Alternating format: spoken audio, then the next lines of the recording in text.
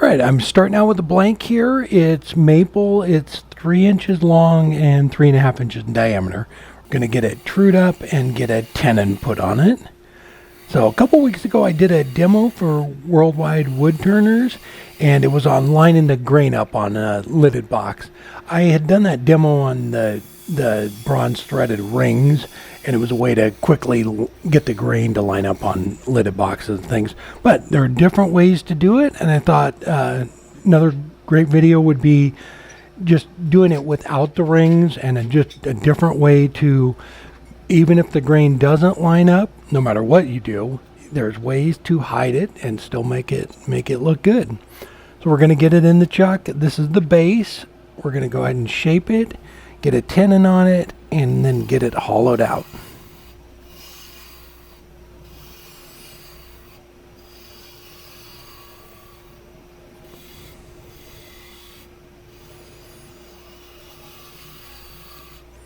I'm using a Spindle Gouge, and it is running about 2,500.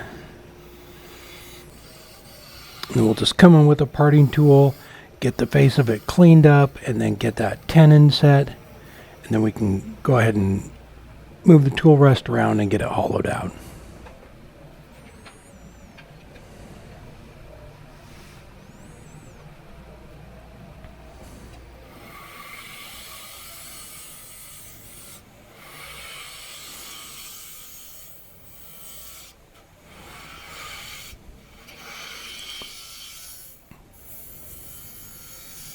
So for this one, I'm using, it's the same piece of wood. It's actually a bowl blank that I cut into 2 pieces.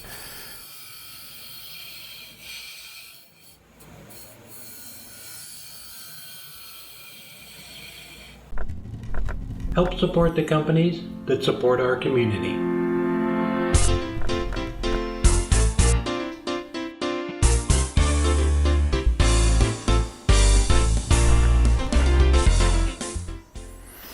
After I got it hollowed out, went ahead and ran through all the grits and sanded up the inside of it. And then we'll start working on the lid.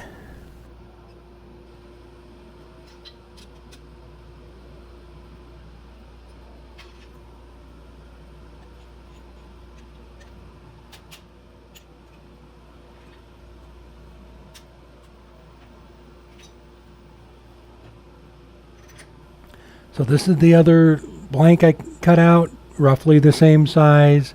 We'll go ahead and get it in between centers and get it trued up. So I cut these 2 little chunks out of a bowl blank I had, and they're it's maple.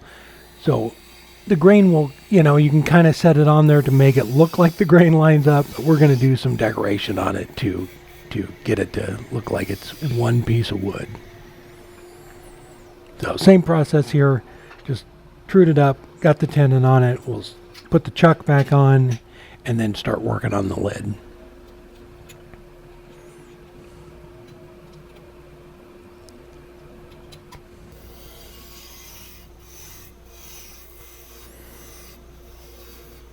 And on this piece here, we're going to put a recess in it. I'm just kind of bringing it down a little bit, cleaning up the face of it. And then we'll use the calipers to figure out exactly the size of the recess there. So I am going to do some wood burning on this here in a little bit. So I want the fit pretty tight before so I can hold it all together. It's nice fit, and I will sand up the tenon just a little bit once I'm all done with it. But I wanted it to stay together. And we're going to bring the base back up and finish turning it all in one piece. So I just took my time here using a parting tool. Make sure that recess wall is straight and it fits nice and tight.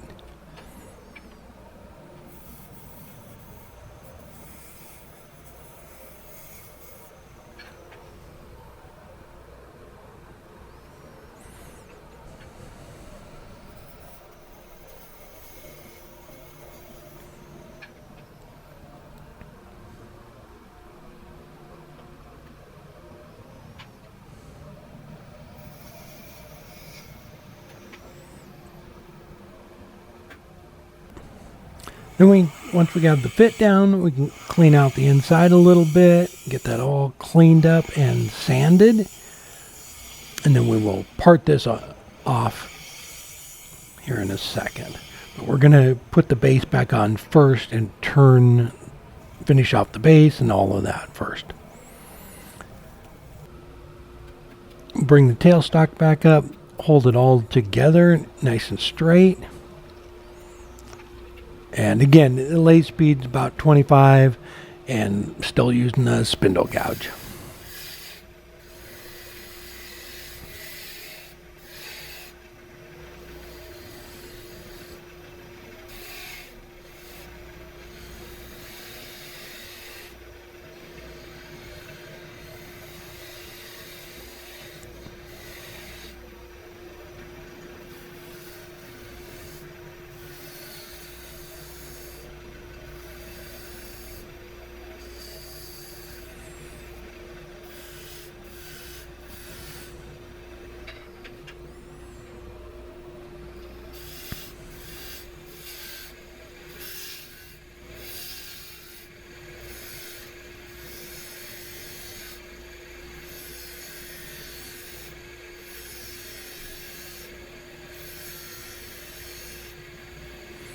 So we're going to part that lid off here in a second.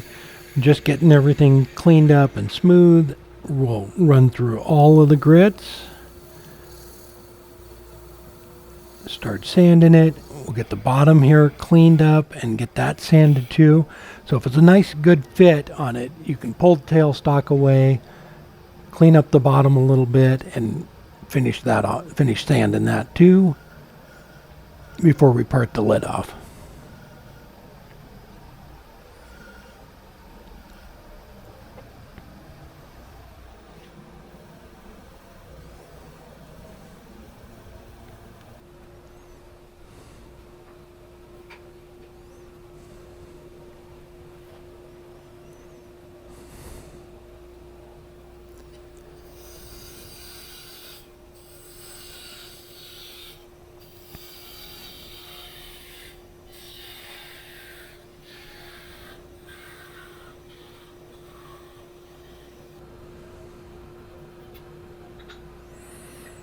Then we can use that recess in the lid to remount it right back on here and clean the top up and get that sanded too.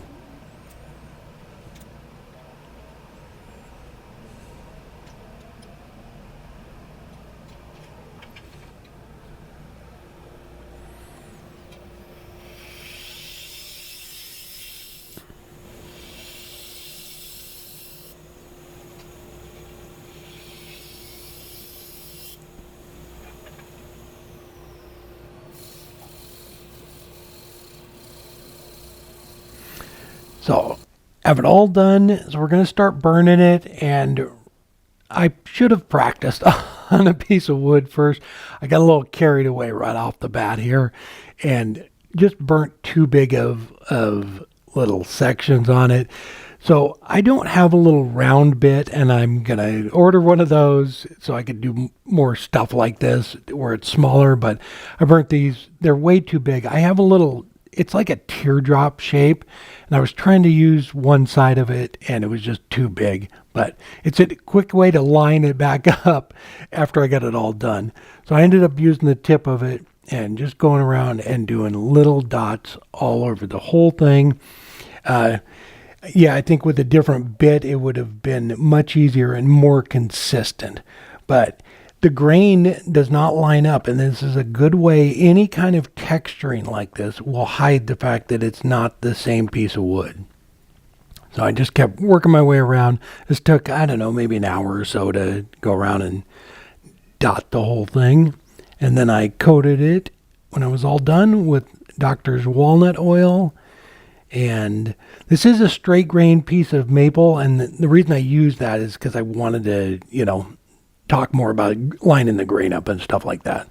But it is a nice little, touch, little bit. You don't have to do this much. You can do quite a bit less and still hide the fact that it's not the same piece of wood. Or even if it is, if there's too much missing out of the center, it will hide the fact that it's not line back up perfectly. There we go. It is all done. So I did get a little carried away in the beginning there with that dark spot, but it's a nice, easy way to line it back up when you're putting it back together. Yeah. So any kind of, you can kind of see the grain runs up it this way and then comes across the lid on it.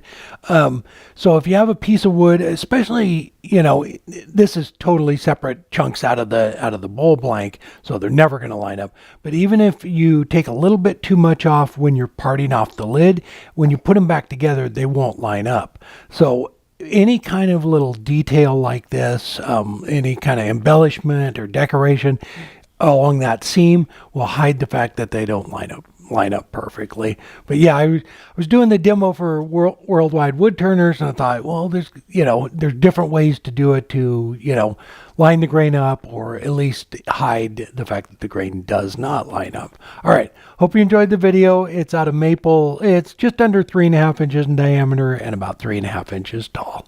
All right, take care, have a good weekend, and we'll see you next time.